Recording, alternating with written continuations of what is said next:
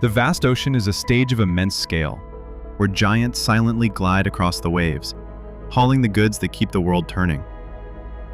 Among these colossal vessels is the San Álvaro, a modern container ship and a true workhorse of global trade. From above, the San Álvaro is a marvel of engineering and order. Built in 2007, this fully cellular container ship measures 186.35 meters in length and 27.65 meters in beam, with a depth of 17.1 meters. It boasts a deadweight tonnage of 28,123 metric tons and a gross tonnage of 22,914.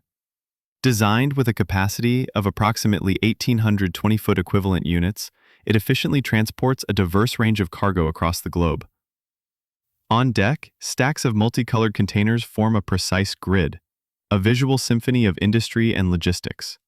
Each container could hold anything from electronics and machinery to textiles and food, all bound for ports across continents. Enjoy watching her sail the open sea.